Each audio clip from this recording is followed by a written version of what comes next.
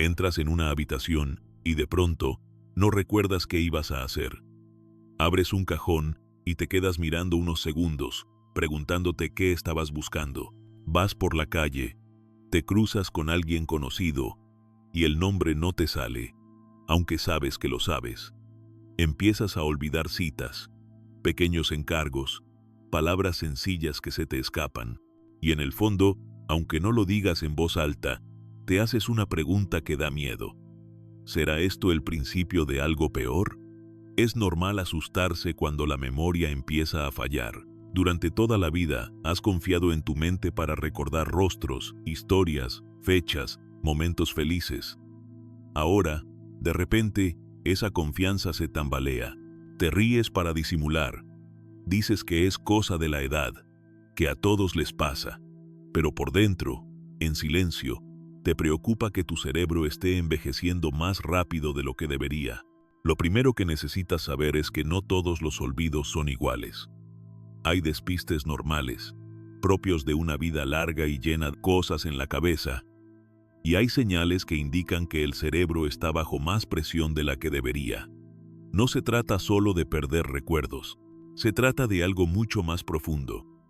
La posibilidad de perder independencia, de depender de otros para lo que antes hacías solo, de sentir que tu identidad y tu seguridad se desvanecen poco a poco. En este video vamos a hablar de todo esto con calma, sin alarmismos, pero también sin negar la realidad. Vamos a ver 8 señales muy concretas que han observado médicos y especialistas en personas cuya memoria y cuyo cerebro empezaron a envejecer más rápido de lo esperado. No son supersticiones, no son rumores, son patrones que se repiten y que pueden ayudarte a entender qué está pasando contigo o con alguien a quien quieres. El objetivo no es asustarte, sino darte luz. Cuando conoces estas señales, puedes reaccionar a tiempo, puedes cambiar hábitos, cuidar mejor tu cerebro, pedir ayuda profesional si hace falta y sobre todo, dejar de vivir con ese miedo difuso que no tiene nombre, porque lo desconocido asusta mucho más que aquello que podemos mirar de frente. También es importante decir algo con claridad. Notar una sola de estas señales de vez en cuando no significa que tengas una enfermedad grave, ni que tu cerebro esté condenado. Todos podemos tener días malos, épocas de estrés, momentos de distracción. Lo que realmente debe llamar tu atención es cuando varias de estas señales aparecen juntas, con frecuencia y de forma progresiva a lo largo del tiempo. Ahí sí conviene escuchar al cuerpo, escuchar a la mente y hablar con un profesional. Antes de empezar con la primera señal, me encantaría saber cuántos años tienes y desde qué país nos estás escuchando. Escribe en los comentarios tu edad y tu país. Así sabremos desde dónde cuidas tu memoria y podremos acompañarte mejor en este camino. Ahora sí, vamos a entrar en la primera señal, que puede indicar que tu memoria y tu cerebro están envejeciendo más rápido de lo que creías. La primera señal no aparece de golpe, entra despacio, escondida en cosas pequeñas del día a día. Por eso muchos la ignoran durante meses, incluso años. Se llama olvidos recientes que empiezan a afectar tu vida cotidiana. Lo primero es entender qué es un olvido normal. A lo largo de la vida, todos hemos tenido momentos en los que no recordamos dónde dejamos las llaves o cómo se llamaba aquella actriz de una película. Eso es parte de tener la mente ocupada, de vivir con muchas cosas en la cabeza. Con la edad, además, es normal tardar un poco más en recordar un nombre o necesitar unos segundos extra para traer un dato a la mente. Eso, por sí solo, no es motivo de alarma. El problema surge cuando los olvidos dejan de ser despistes aislados y comienzan a interferir en tu rutina. Aquí hablamos, por ejemplo, de repetir la misma pregunta varias veces en poco tiempo, como si la respuesta nunca hubiera llegado a María, quedar registrada. Preguntas qué día es, te lo responden, y al poco rato vuelves a preguntar lo mismo, sin recordar que ya lo hiciste. Otra señal preocupante es olvidar citas importantes con frecuencia. No un día aislado en el que te confundiste de hora, sino varias veces en poco tiempo. Citas médicas, encuentros con alguien de la familia, un compromiso que tú mismo considerabas importante, pero que desaparece de tu memoria como si nadie te lo hubiera dicho. También puede ocurrir algo que muchas personas describen con una mezcla de sorpresa y angustia. Empiezas una tarea y luego olvidas por completo que la habías iniciado. Abres el grifo para fregar los platos y te vas a otra habitación, y de pronto no entiendes por qué el agua está corriendo. Pones algo al fuego y lo olvidas como si nunca hubieras encendido la cocina. No es solo no recordar el detalle, es no recordar que la acción empezó. Imagina a alguien como Ana. Toda su vida fue una mujer organizada. Tenía sus facturas al día, sus citas médicas apuntadas en un calendario, sus recados distribuidos a lo largo de la semana. Si le preguntabas por una fecha, la sabía. Si había que pagar algo, lo hacía incluso antes de tiempo. Pero con los años, algo empezó a cambiar. Al principio fueron cosas pequeñas. Una factura que no pagó a tiempo, lo atribuyó al cansancio. Sin embargo, con el paso de los meses, empezó a olvidar consultas médicas importantes. Dejó de cumplir plazos de pago que nunca antes se le habían pasado, y más de una vez se quedó esperando en casa en un día equivocado, convencida de que tenía que salir. Cada vez que la familia intentaba hablar del tema, ella respondía que eran despistes normales, que a todos les ocurre, pero en su interior empezaba a sentir que algo se le escapaba de las manos. Lo que le pasaba a Ana es algo que los especialistas conocen muy bien. La memoria reciente suele ser la primera en verse afectada cuando el cerebro se debilita o envejece más rápido de lo habitual. No tiene que ver con inteligencia ni con valor personal. Tiene que ver con el hecho de que esa parte de la memoria es más frágil y más sensible a los cambios. Por eso puedes recordar con claridad lo que viviste hace décadas, pero te cuesta retener lo que hiciste ayer.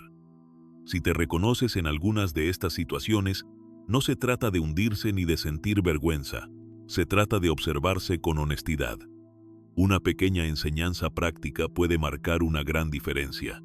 Llevar una agenda escrita donde apuntes citas, pagos y tareas pendientes. Dejar notas visibles en lugares clave de la casa. Convertir en hábito revisar cada mañana y cada noche qué hay previsto para el día. Y, sobre todo, no ocultar estos cambios. Si notas que estos olvidos recientes son frecuentes, que aumentan con el tiempo y que no se parecen a tus despistes de otros años, es importante comentarlo con tu médico. Hablar a tiempo permite entender qué está pasando y qué se puede hacer. Recuerda que esta señal, por sí sola, no define tu futuro. Es un aviso, no una sentencia. No se trata de entrar en pánico, sino de prestar atención. La memoria, igual que el cuerpo, agradece que la cuidemos antes de que sea tarde. Si tu memoria reciente empieza a fallar más de lo normal, la segunda señal suele aparecer en las conversaciones de cada día.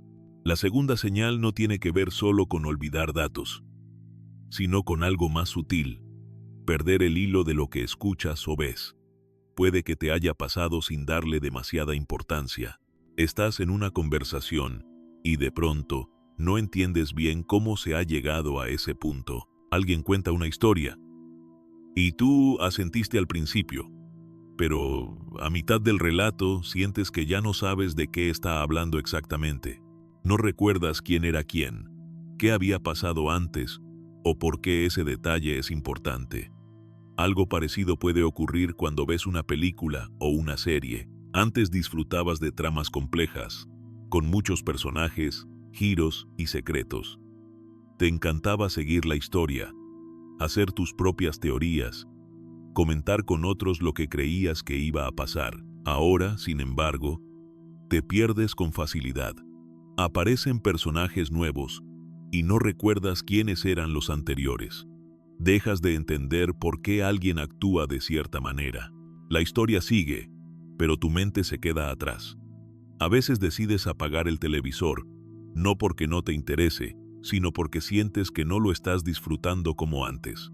Imagina a Luis. Durante años fue un apasionado de las novelas largas, de esas que tienen muchas páginas y varios hilos de historia al mismo tiempo. Leía por las noches, subrayaba frases, recordaba los nombres de los personajes como si fueran amigos. También le gustaba ver series complicadas, de esas en las que había que estar atento para entender todo. Pero con el tiempo empezó a notar algo extraño. En mitad de un capítulo, se daba cuenta de que ya no entendía bien qué estaba pasando. Tenía que preguntar a su esposa, ¿y este quién era? ¿Por qué están enfadados? En los libros le ocurría algo similar. Tenía que volver páginas atrás para recordar quién era ese personaje que reaparecía. Al principio lo tomó como algo normal, una simple falta de concentración. Sin embargo, esa sensación de perderse se volvió cada vez más común. Empezó a sentirse frustrado y, poco a poco, fue dejando de lado aquello que tanto disfrutaba. Lo que le pasaba a Luis no era solo un fallo de memoria. Era algo más complejo. Para seguir una historia, tu cerebro no solo tiene que recordar nombres y hechos, también necesita mantener la atención, procesar la información con cierta rapidez y conectar unas ideas con otras. Cuando cuesta seguir una conversación, una película o un libro largo, puede ser una señal de que esa capacidad de procesar y retener información de manera continua está envejeciendo más rápido de lo que debería. No se trata solo de que olvides un detalle, se trata de que te cueste sostener el hilo completo. La mente se fatiga antes, pierde partes del mensaje, se dispersa. Al final, lo que llega es una sensación de confusión. Sabes que alguien está hablando, sabes que la historia continúa, pero tú ya no estás del todo dentro. Es importante distinguir esto de un simple despiste. A cualquiera le puede ocurrir que un día esté más cansado, que haya dormido mal, o que la cabeza esté en otra parte. Todos hemos desconectado alguna vez en mitad de una conversación, o hemos tenido que rebobinar una escena porque no estábamos atentos. Eso es normal. La señal de alerta aparece cuando esta dificultad se repite con frecuencia, cuando antes no te ocurría, y ahora sí, cuando empiezas a evitar ciertas actividades porque sientes que no las sigues bien. Si te pasa a menudo que te pierdes en las conversaciones, que no sigues historias que antes disfrutabas, o que necesitas te repitan las cosas varias veces para entenderlas, no lo tomes solo como cosas de la edad. Puede ser el modo en que tu mente te dice que está trabajando más de la cuenta para hacer lo mismo que hacía antes sin esfuerzo. Hay algunas cosas sencillas que pueden ayudarte. La primera es reducir la multitarea. Cuando estés hablando con alguien, intenta no hacer otra cosa al mismo tiempo. No mires el teléfono, no tengas el televisor de fondo, no te disperses con otras tareas. Darle a una sola cosa toda tu atención es una forma de cuidar tu cerebro. Lo mismo ocurre con las películas, las series o la lectura. Si algo es importante para ti, regálale un espacio tranquilo, sin tantas distracciones. Otra ayuda práctica, aunque parezca pequeña, es tomar notas cuando estás leyendo algo que quieres recordar o cuando te cuentan algo relevante. Apuntar el nombre de una persona, una cita, un detalle importante, no es símbolo de debilidad. Es una herramienta para descargar a la mente y darle un apoyo externo. Y, sobre todo, si estas dificultades se han vuelto frecuentes y te generan angustia, no las guardes en silencio. Comentar estos cambios con tu médico puede darte claridad. A veces hay causas que se pueden mejorar, como problemas de sueño, estrés, medicación o incluso falta de estímulo mental. Lo importante es no vivirlo con vergüenza, ni restarle importancia si ves que va a más. Recuerda que observar estas señales no es motivo para castigarte, sino una forma de escucharte. Cuando la mente se cansa de seguir historias, suele aparecer otra señal silenciosa: los objetos que desaparecen. La tercera señal suele aparecer en forma de pequeños sustos a lo largo del día. No tiene que ver solo con ser despistado, sino con algo más profundo. Perder cosas con frecuencia y no ser capaz de reconstruir mentalmente qué hiciste con ellas. Todos hemos dicho alguna vez, ¿dónde dejé esto? Es normal buscar las llaves por la casa o no, recordar en qué mesa pusiste las gafas. Pero aquí hablamos de algo distinto. Hablamos de momentos en los que no solo no encuentras el objeto, sino que no logras recordar haberlo tenido en la mano. Miras el lugar donde sueles dejarlo y no está. Intentas hacer memoria, pero tu mente se queda en blanco. No recuerdas la última vez que usaste el monedero, el móvil, las gafas o incluso la medicación. Es como si ese trozo de tiempo se hubiera borrado. Imagina situaciones como estas. Sales del supermercado y no encuentras el monedero.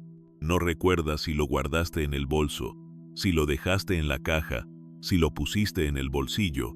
Buscas, te pones nervioso, pero lo peor no es no encontrarlo.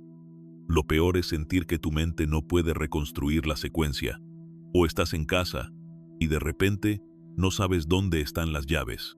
Recuerdas haber entrado, pero no recuerdas el gesto de dejarlas en algún sitio. Revisas la entrada, la mesa, los bolsillos, pero la escena de haberlas dejado en un lugar concreto no aparece por ningún lado.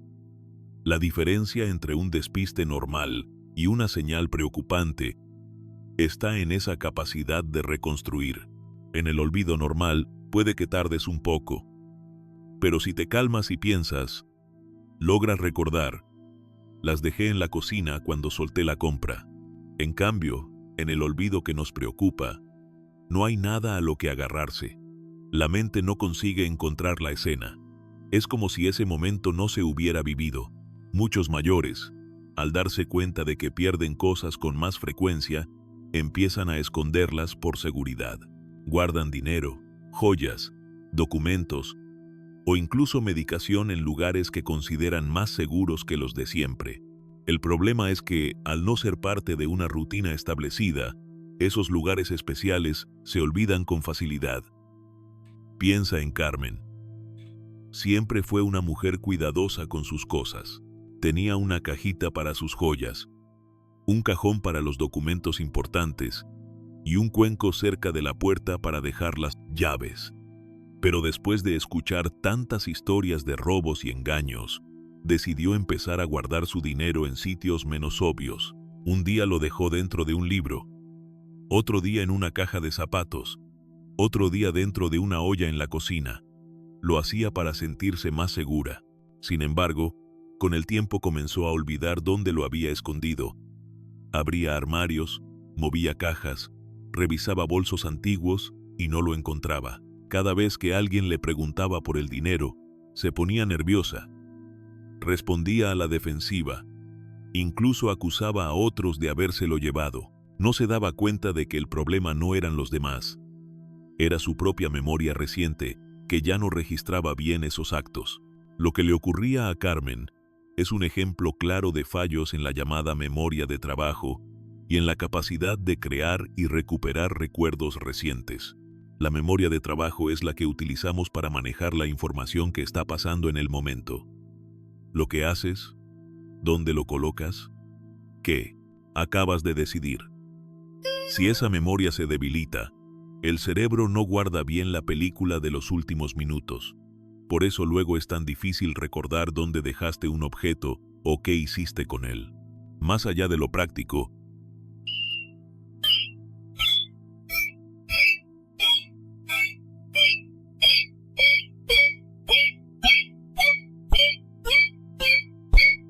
perder cosas constantemente, no saber dónde están, sentir que la mente ya no responde como antes, puede hacer que la persona se sienta insegura, torpe o incluso inútil.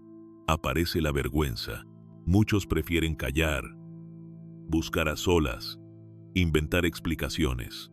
A veces, también surgen discusiones con la familia. La persona mayor puede pensar que alguien le ha movido sus cosas o incluso que se las han robado, cuando en realidad ha sido su propia memoria la que no registró bien lo que hizo. Es importante tratar este tema con mucha sensibilidad. Hay algunas medidas sencillas que pueden ayudar. Una de las más útiles es crear rutinas fijas y respetarlas. Un lugar para las llaves, siempre el mismo. Un lugar para las gafas. Un sitio determinado para la medicación. Cuantos menos cambios hagas, más fácil será para tu cerebro recordar. Otra recomendación importante es evitar esos lugares especiales para esconder cosas. Por seguridad, puede parecer buena idea, pero para la memoria es una trampa. Si te das cuenta de que pierdes cosas con mucha más frecuencia que antes y que no logras recordar qué hiciste con ellas, no lo ignores. No se trata de culparte ni de avergonzarte. Se trata de reconocer que quizá tu memoria necesita ayuda. Hablar con tu médico, contarle lo que está pasando, puede ser el primer paso para entender mejor qué ocurre y qué se puede hacer para cuidar tu cerebro. Cuando la memoria empieza a jugar estas malas pasadas, hay otra señal que da mucho miedo: perderse en lugares que siempre fueron familiares. La cuarta señal es una de las que más miedo provoca, aunque casi nadie la cuenta al principio. Tiene que ver con perderse, aunque sea por unos minutos, en lugares que siempre fueron familiares. No hablamos de un viaje a una ciudad nueva, ni de un camino desconocido. Hablamos de tu barrio, tus calles de siempre. Esos recorridos que podrías hacer con los ojos cerrados. Imagina esta escena. Sales a caminar, como tantas otras veces, por el barrio donde has vivido media vida. Tomas la calle de siempre, saludas a alguna cara conocida, miras escaparates que has visto 1000 veces. Pero, de pronto, giras una esquina y sientes algo extraño. Miras alrededor y por un momento, no reconoces bien la calle. Sabes que debería resultarte familiar, pero no lo es. Te detienes, miras hacia atrás, dudas. ¿Era por aquí o por allí? Ese pequeño instante de confusión se te queda clavado por dentro. O quizá te pasa al volver a casa. Has ido al supermercado. Has hecho la compra como siempre, pero al salir te quedas mirando las calles. No terminas de recordar cuál es el camino más directo. ¿Qué giro? Pero la sensación de haber dudado en un lugar que conoces de sobra te acompaña el resto del día. Y, en lugar de contarlo, lo guardas en silencio. Pensemos en Antonio. Durante años condujo el mismo coche por las mismas rutas. Llevaba a sus hijos al colegio, iba al trabajo, pasaba por las mismas avenidas, entraba y salía de los mismos aparcamientos. Más tarde, ya jubilado, siguió usando esas mismas calles para ir al mercado, visitar a amigos o dar una vuelta. Un día, volviendo de una tienda donde había ido toda la vida, tomó un desvío distinto sin darse cuenta. De pronto no reconocía las casas, no encontraba la rotonda que siempre estaba allí. Dio varias vueltas hasta que, finalmente, vio una esquina que le resultó familiar y consiguió llegar a casa. Cuando su esposa le preguntó por qué había tardado tanto, él respondió que había tráfico. No quiso admitir que se había desorientado en su propia zona. Lo que le pasó a Antonio no fue un simple despiste. La orientación espacial, esa capacidad de saber dónde estás, hacia dónde vas y cómo regresar, depende de varias áreas del cerebro que trabajan juntas. No es solo memoria, también interviene la percepción, la atención, la capacidad de crear un mapa mental del entorno. Cuando empezamos a desorientarnos en lugares conocidos, puede ser una señal de que ese sistema interno, que antes funcionaba casi de manera automática, está mostrando desgaste. Es importante distinguir una situación aislada de un patrón que se repite. Cualquiera puede tener un día malo.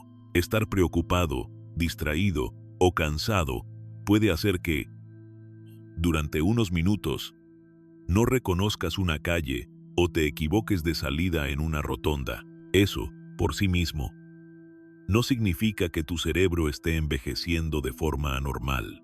La alarma aparece cuando estas situaciones se vuelven frecuentes, cuando cada vez dudas más al caminar por tu propio barrio, Cuando tomas desvíos innecesarios, una y otra vez en rutas que antes dominabas sin pensar. Además de la confusión, esta señal tiene una carga emocional muy fuerte. Muchas personas sienten vergüenza de admitir que se han perdido en una zona conocida. Tienen miedo de que los demás digan que ya no están bien, que no pueden salir solos, que deben quitarles las llaves del coche. Por eso lo ocultan. Inventan excusas, justifican los desvíos, minimizan lo que ha pasado. Pero el silencio no protege. Al contrario, aumenta el miedo. Si has vivido momentos así, lo más sano no es ignorarlos, sino mirarlos de frente. No hace falta dramatizar, pero sí reconocer que algo ha cambiado. Hablarlo con la familia puede ayudar, sobre todo para tomar decisiones juntos. Por ejemplo, reducir el tiempo de conducción, escoger rutas más simples o acordar horarios de paseo donde alguien pueda acompañarte si te hace sentir más seguro.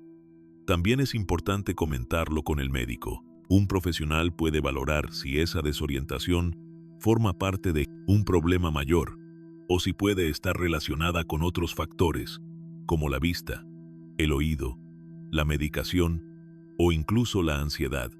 En cualquier caso, no es algo que debas vivir en soledad. Mientras tanto, hay algunas medidas prácticas que pueden darte más tranquilidad. Mantener rutas conocidas y evitar cambios bruscos en los recorridos habituales. Llevar el móvil cargado cuando sales. Por si necesitas pedir ayuda. Avisar a alguien si vas a hacer un trayecto nuevo o más largo de lo habitual. Y, sobre todo, no exigirte más de la cuenta. No tienes que demostrarle a nadie que puedes con todo. Cuidar tu seguridad también es una forma de cuidar tu dignidad. La desorientación en lugares familiares no te hace menos valioso ni menos digno. Es una señal que tu cerebro te envía para que prestes atención. Escucharla a tiempo puede evitar sustos mayores y ayudarte a adaptar tu vida de una manera más amable contigo. La desorientación suele ir de la mano de otra dificultad cotidiana: encontrar las palabras adecuadas. La quinta señal no siempre se nota desde fuera, pero por dentro puede resultar muy dolorosa. Tiene que ver con algo que usamos todos los días: las palabras. El lenguaje es como un espejo del estado del cerebro. Cuando empieza a fallar, muchas personas lo sienten antes, incluso de que los demás se den cuenta. Quizá te haya pasado. Estás contando algo sencillo y de pronto te quedas en blanco. Quieres decir una palabra muy común, algo tan simple como silla, puerta, hijo o vecina, y no sale. La tienes ahí, en algún lugar de la mente, pero no consigue llegar a tu boca. Entonces empiezas a llenar el hueco con expresiones como eso, aquello, ya sabes, ¿cómo se llama? La frase pierde fuerza. Te sientes torpe. Notas cómo la conversación se escapa de tus manos. También puede ocurrir que, en lugar de usar la palabra exacta, la sustituyas por otra parecida, pero no del todo correcta. Quieres decir cuchillo y dices tenedor. Quieres decir nieta y dices hija. A veces los demás entienden por el contexto, otras veces no. Tú sientes que lo que dices ya no refleja con precisión lo que piensas, y eso genera una incomodidad silenciosa. Es importante diferenciar esto del clásico "lo tengo en la punta de la lengua". A cualquier edad puede pasar que durante unos segundos no recuerdes un nombre o un término concreto. Piensas un poco, lo dejas reposar, y al rato aparece. Eso es normal. El problema aparece cuando esa dificultad se vuelve frecuente y afecta a palabras muy cotidianas, no a datos raros ni a nombres que apenas usas. Cuando varias veces al día te ves obligado a rellenar con eso porque la palabra exacta no llega. Pensemos en Julia. Durante toda su vida fue una mujer muy habladora. Le gustaba conversar, explicar historias de la familia, opinar sobre las noticias, compartir recuerdos. Sus hijos decían que era imposible aburrirse con ella, porque siempre tenía algo que contar. Con el tiempo, sin embargo, algo empezó a cambiar. Primero, fueron pequeños silencios, pausas extrañas en mitad de una frase. Luego, cada vez con más frecuencia, empezaba a decir esa cosa, ese sitio, esa persona sin encontrar los términos concretos. Sus hijos la corregían a veces con cariño, otras con prisa. Julia se reía, pero por dentro se iba sintiendo cada vez más insegura.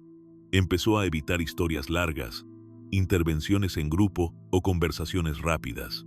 Prefería quedarse callada antes que arriesgarse a equivocarse y ver en la cara de los demás esa mezcla de prisa y preocupación. Lo que le ocurría a Julia es algo que muchos especialistas conocen bien. Cuando el cerebro envejece más rápido de lo normal, en las áreas relacionadas con el lenguaje, tarda más en recuperar la palabra correcta. Es como si los cajones donde guardas los términos estuvieran más desordenados.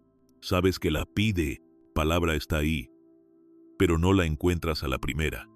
Eso no significa que seas menos inteligente ni que tus ideas tengan menos valor. Significa que el camino entre lo que piensas y lo que logras decir se ha vuelto más lento, más irregular. El problema no es solo práctico, tiene una carga emocional muy grande. Cada vez que te quedas en blanco o que usas eso en lugar de la palabra exacta, puedes sentir vergüenza, ansiedad o frustración.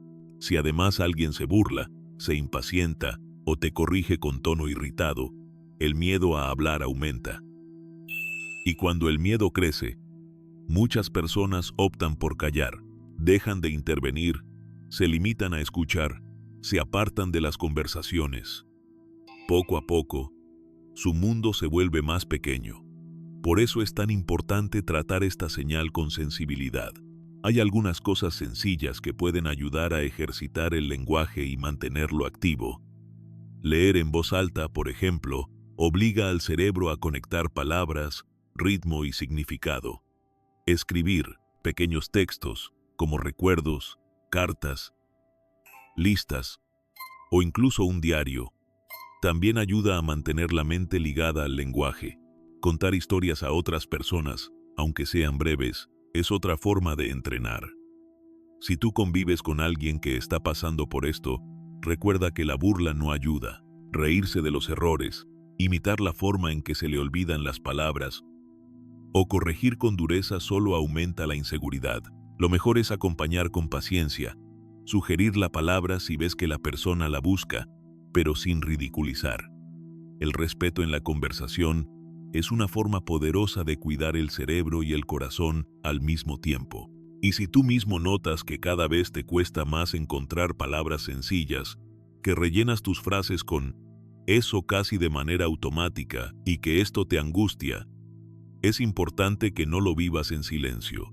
Hablar con tu médico, contarle lo que te sucede, puede ser un primer paso para entender mejor la causa. A veces hay tratamientos, ejercicios, cambios en la rutina que pueden ayudar. Lo importante es no fingir que no pasa nada cuando en realidad sí te preocupa. Recuerda que tu voz sigue teniendo valor, aunque tarde un poco más en encontrar las palabras. Cuidarla, ejercitarla y pedir ayuda cuando lo necesitas es una forma de defender tu dignidad y tu identidad. Cuando cuesta encontrar palabras, suele aparecer otra señal silenciosa. La mente se agota antes. La sexta señal no siempre se ve desde fuera, pero se siente con mucha fuerza por dentro. Es el cansancio mental que llega mucho antes que antes. No es solo estar un poco cansado al final del día, es sentir que la cabeza se apaga, que no puedes pensar con claridad, que tareas que antes eran sencillas, ahora te dejan agotado. Quizá te haya pasado después de una conversación larga. Estás con la familia o con amigos, se habla de muchos temas. Hay varias personas hablando a la vez. Risas, preguntas, historias. Por fuera parece un momento agradable, pero por dentro sientes que tu mente no da abasto. Te pierdes en las conversaciones. Te cuesta seguir varios hilos al mismo tiempo. Notas que tienes que hacer un esfuerzo enorme para concentrarte. Cuando llegas a casa o cuando la reunión termina, no sientes solo cansancio físico, Sientes la cabeza pesada, la mente saturada, una especie de niebla que te hace querer silencio absoluto. Algo parecido puede ocurrir con la lectura. Antes podías leer durante 1 hora seguida, disfrutar de una novela, un periódico o artículos largos. Ahora, en cambio, después de unos pocos minutos sientes fatiga, tienes que releer párrafos porque no recuerdas qué acabas de leer. La vista puede estar bien, pero la mente se cansa. Cierras el libro, no porque no te interese, sino porque la lectura se ha vuelto un esfuerzo que te deja sin energía. Incluso tomar decisiones simples puede volverse agotador. Elegir qué ropa ponerte, organizar un pequeño recado, planear el menú de la semana, cosas que antes resolvías casi sin pensarlo, ahora te parecen montañas. Le das vueltas una y otra vez, dudas, te bloqueas. Al final, esa sensación de tener que forzar la mente para cualquier cosa te deja exhausto, aunque no hayas hecho gran esfuerzo físico. Es importante distinguir esto del cansancio normal del cuerpo. Es lógico sentirse más cansado después de un día de muchas actividades, de caminar, de hacer tareas de la casa. Ese cansancio suele aliviarse con descanso, con una buena noche de sueño. El cansancio del que hablamos aquí es diferente. Es un esfuerzo mental exagerado ante tareas que antes eran fáciles. Es notar que, aunque no hayas hecho mucho físicamente, tu mente está agotada como si hubiera trabajado sin parar. Pensemos en Marta. Antes le encantaban las reuniones familiares, disfrutaba escuchando a sus hijos, jugando con sus nietos, participando en las conversaciones. Podía pasar horas entre risas, historias y ruidos sin problema, pero con el tiempo empezó a notar algo nuevo. Después de un rato, su cabeza empezaba a dolerle, las voces se le mezclaban, le costaba concentrarse en lo que alguien le estaba diciendo. Sentía que todo iba demasiado rápido. Cada visita que antes le llenaba el corazón, ahora la dejaba vacía de energía. Poco a poco comenzó a alejarse. Prefería irse a un rincón, quedarse en la cocina, recoger platos para escapar del ruido. Su familia pensó que estaba de mal humor o que se había vuelto menos sociable, pero la verdad es que su mente se agotaba mucho antes que antes. Lo que le pasaba a Marta es algo que también puede indicar envejecimiento acelerado del cerebro. Cuando las funciones cognitivas se debilitan, el cerebro tiene que trabajar más para hacer lo mismo: procesar información, mantener la atención, recordar detalles y seguir conversaciones se convierte en una tarea pesada. Igual que un músculo cansado se fatiga más rápido, una mente que está forzada al límite también se agota antes. Esa fatiga no es pereza ni falta de interés. Es un mensaje del propio cerebro diciendo que necesita descanso. Por eso, una de las cosas más importantes es aprender a escuchar esa señal. Hacer pausas no es fracasar. Si te notas saturado en una reunión, está bien retirarte unos minutos a un lugar tranquilo, respirar, dejar que la mente se calme. Si la lectura te cansa, puedes leer menos rato seguido, pero más veces al día. Dividir las tareas en pasos pequeños ayuda a que el esfuerzo mental no sea tan grande de golpe. También es fundamental no confundir este cansancio con vagancia. Muchas personas mayores se critican a sí mismas por no aguantar como antes, se llaman perezosas o se obligan a seguir hasta el extremo. Esa actitud solo aumenta la presión sobre el cerebro. Reconocer que necesitas más descanso mental no te hace débil, te hace honesto. Si notas que esta fatiga mental se combina con las otras señales que hemos mencionado, como los olvidos frecuentes, la dificultad para seguir historias o los problemas de orientación, no lo ignores.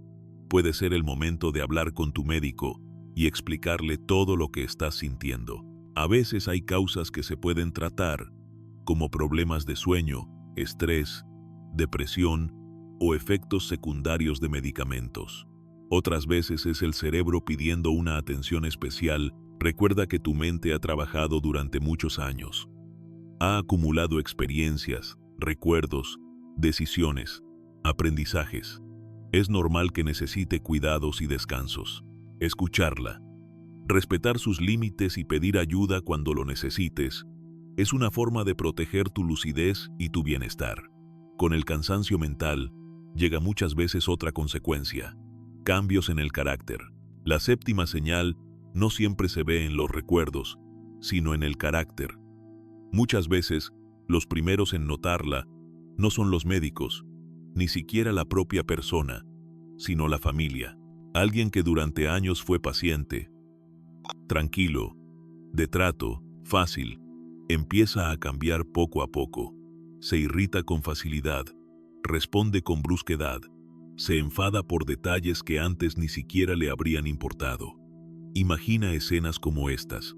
Un comentario que antes habría pasado desapercibido ahora provoca una discusión. Un pequeño ruido, una pregunta repetida, un cambio de plan de última hora, se convierten en motivo de mal humor. Donde antes había capacidad para escuchar y esperar, ahora hay impaciencia.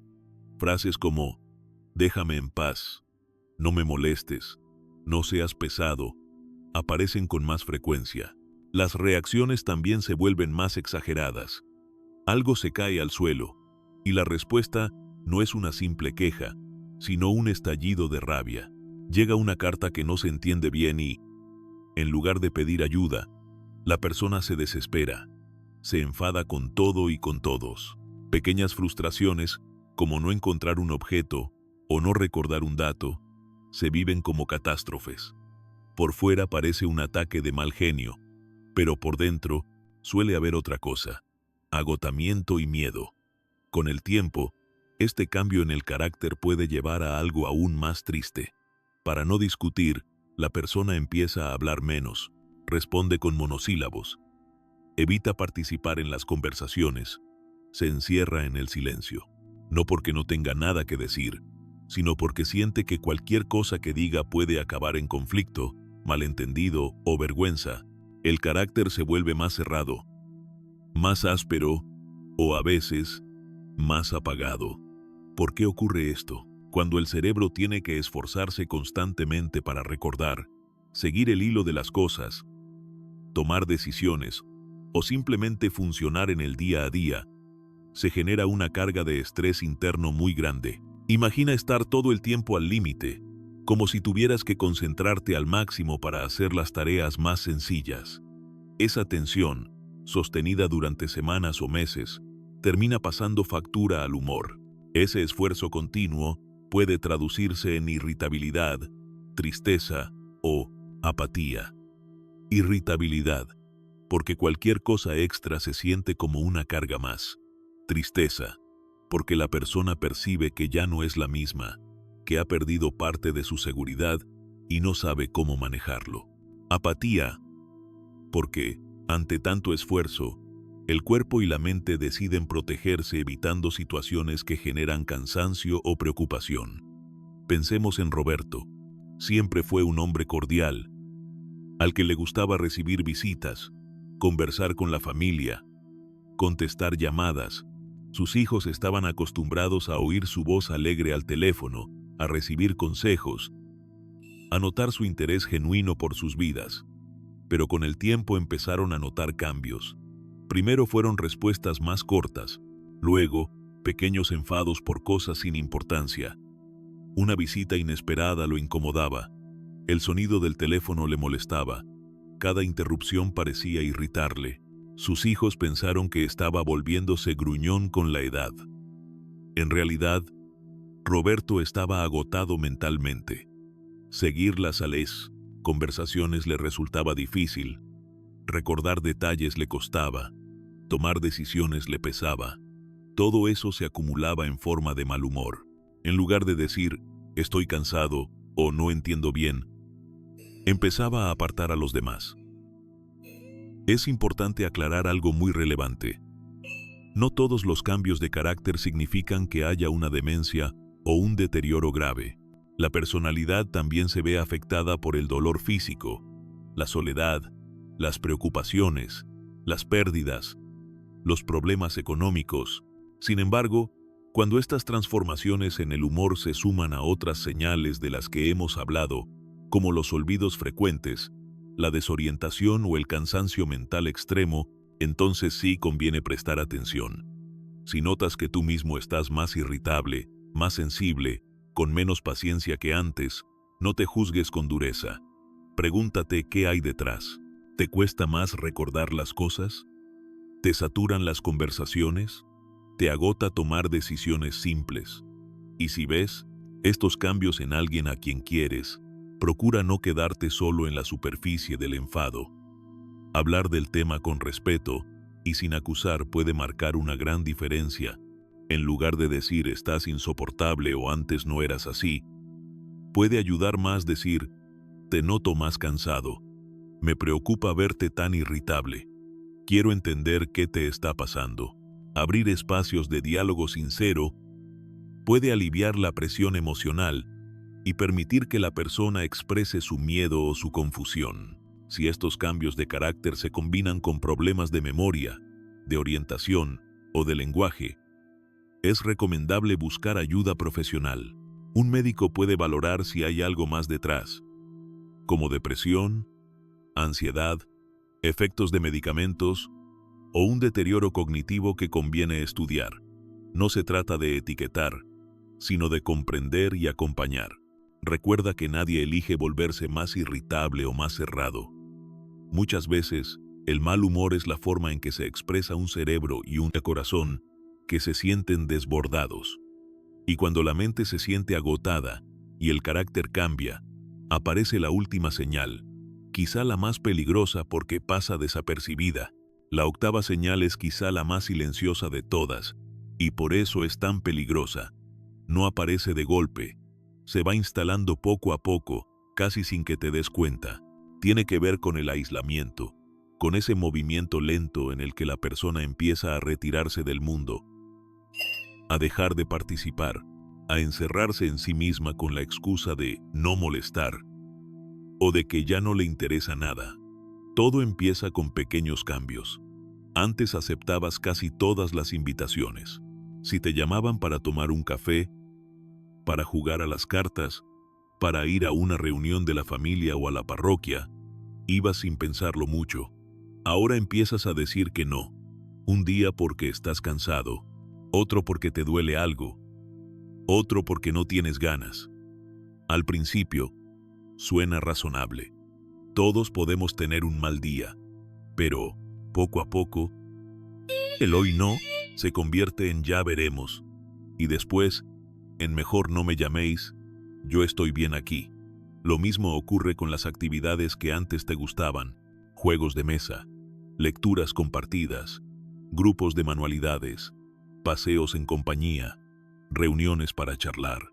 De repente ya no te apetece tanto, dices que te aburren, que son cosas de jóvenes, que ya lo has vivido todo, o simplemente afirmas que estás cansado y prefieres quedarte en casa.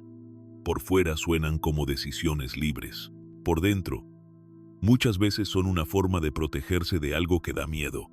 La realidad es que detrás de ese no me apetece, suele haber una mezcla de miedo a equivocarse, vergüenza y fatiga mental. Si te cuesta encontrar palabras, si te pierdes en las conversaciones, si olvidas detalles o te sientes más lento que los demás, es normal que empieces a temer quedar en evidencia. Nadie quiere que lo miren con lástima, que lo corrijan a cada rato o que noten sus fallos. Entonces el cerebro busca una salida cómoda. Dejar de exponerse. Si no voy, no me equivoco. Si no hablo, no quedo mal. Si no juego, nadie verá que ya no sigo el ritmo. El problema es que este aislamiento, que al principio parece una defensa, acaba convirtiéndose en una trampa. El cerebro necesita estímulo social y cognitivo para mantenerse fuerte.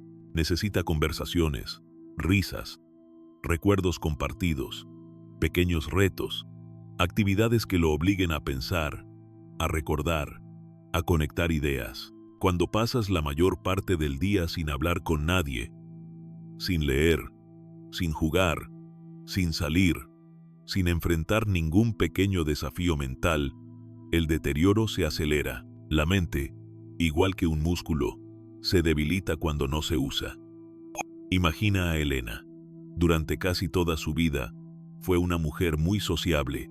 Le encantaba recibir visitas, organizar comidas familiares, jugar a las cartas con las amigas, ir al centro de mayores a participar en talleres. Su casa estaba siempre llena de voces y movimiento. Con los años, sin embargo, empezó a notar que se le escapaban palabras, que se cansaba en las reuniones, que ya no seguía tan bien las bromas o las historias largas. Cada vez que se confundía, notaba miradas de preocupación o de risa nerviosa. No lo soportaba. Así que comenzó a negarse a los planes. Primero dejó de ir a los talleres, luego dejó de invitar a la gente a casa. Después empezó a contestar menos el teléfono. Al cabo de un tiempo, su día a día se redujo a estar sentada frente al televisor, viendo programas sin prestar mucha atención, sin hablar casi con nadie. No era que ya no le importara la gente, era que el miedo y la vergüenza la habían empujado a un rincón. La buena noticia es que este círculo vicioso se puede romper. No de golpe, no de un día para otro, pero sí con pasos pequeños y constantes. Nunca es tarde para volver a estimular el cerebro. No necesitas grandes esfuerzos ni actividades complicadas. Lo importante es la regularidad, el contacto, el movimiento suave pero continuo. Participar en grupos pequeños puede ser un buen comienzo. En lugar de una reunión grande que te sature, quedar con una o dos personas con las que te sientas cómodo, hablar despacio, sin prisa, sin necesidad de seguir varias conversaciones a la vez. También pueden ayudar las llamadas telefónicas. No tienen que ser largas, 5 o 10 minutos para interesarte por alguien, contar algo sencillo, mantener el lazo. Esas pequeñas conexiones son como respiraciones para la mente. Aprender cosas nuevas, adaptadas a tu ritmo.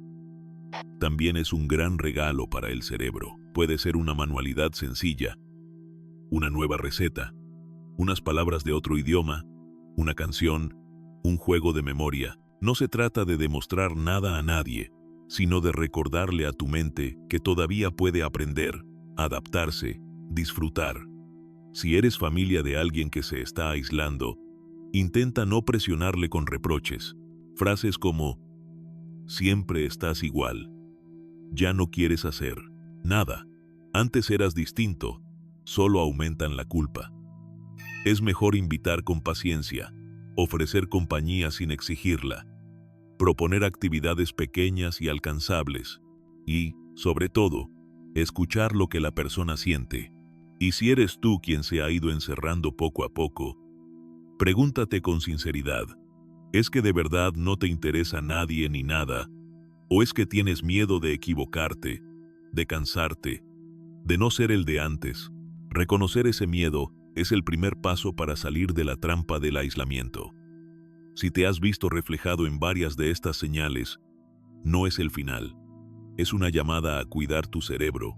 Si has llegado hasta aquí, quizá te hayas reconocido en alguna de estas señales. Tal vez has notado que los olvidos recientes empiezan a entrometerse en tu día a día, que algunas citas se escapan, que una tarea se queda a medias porque, de pronto, olvidaste que la habías empezado. Puede que también hayas sentido que seguir conversaciones largas o tramas de ceroba, películas ya no es tan fácil como antes, que la mente se pierde a mitad de historia y te cuesta volver a engancharte. Tal vez te has visto buscando cosas por toda la casa, sin conseguir recordar qué hiciste con ellas, como si un trozo del día se hubiera borrado. O quizá te has desorientado unos minutos en un lugar que conocías de toda la vida y, aunque al final encontraste el camino, la sensación de confusión te acompañó después. Puede que te resulte familiar eso de quedarte en blanco con palabras sencillas, rellenar las frases con eso o aquello, porque la palabra justa se esconde y llega tarde. A lo mejor también has notado que tu mente se cansa mucho antes que antes, que una conversación con mucha gente te deja exhausto, que leer un rato te fatiga, que tomar decisiones simples parece un esfuerzo enorme, y puede que ese cansancio se haya colado en tu carácter. Menos paciencia, más irritabilidad, ganas de apartarte para no discutir. Al final, para evitar equivocarte o sentirte mal, puede que hayas empezado a decir que no a invitaciones, a dejar de participar, a encerrarte un poco más en ti mismo. Si algo de todo esto te suena, quiero que escuches esto con claridad. Una sola señal leve, de vez en cuando, puede ser parte de la vida normal, del cansancio, del estrés o de un mal día. Nadie tiene una memoria perfecta, y envejecer trae cambios naturales. No se trata de que ahora tengas que vigilarte con miedo cada vez que olvidas algo. La verdadera llamada de atención aparece cuando varias de estas señales se juntan, se repiten con frecuencia y parecen avanzar con el tiempo.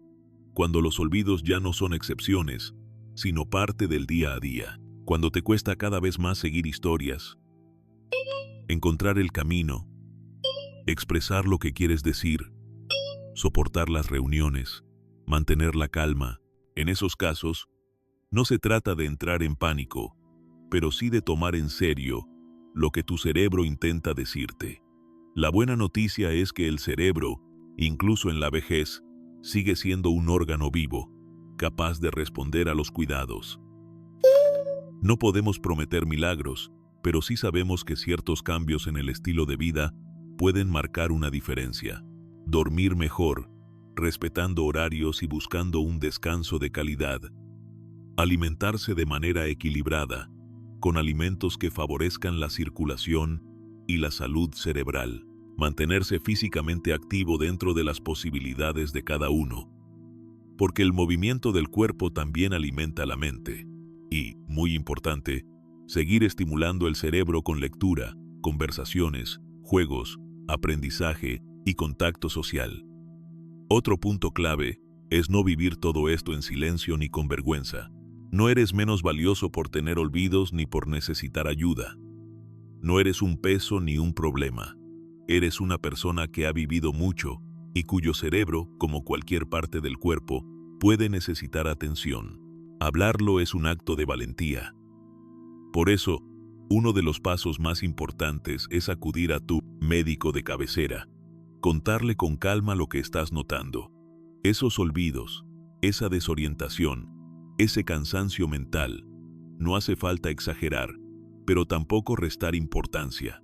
El médico podrá valorar si hay algo que se pueda corregir, si hace falta hacer estudios, o si se deben revisar medicamentos, hábitos de sueño, o posibles problemas emocionales como la ansiedad o la depresión. También es fundamental hablar con la familia de forma abierta. Explicarles que no es solo mal genio ni pereza, sino que estás notando cambios en tu mente que te preocupan. Pedir ayuda no te hace débil, te hace responsable. Tus seres queridos pueden acompañarte a las citas médicas, ayudarte a organizar rutinas, apoyarte cuando te sientas inseguro, pero para eso necesitan saber lo que te ocurre.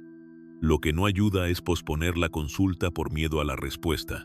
Muchas personas esperan años porque temen escuchar una mala noticia. Sin embargo, cuanto antes se entiende qué está pasando, más cosas se pueden hacer para cuidar la mente, adaptarse y proteger la calidad de vida. Mirar de frente no empeora la realidad, la clarifica. Cuidar la memoria es una manera de cuidar tu dignidad y tu independencia. No se trata solo de recordar nombres o fechas.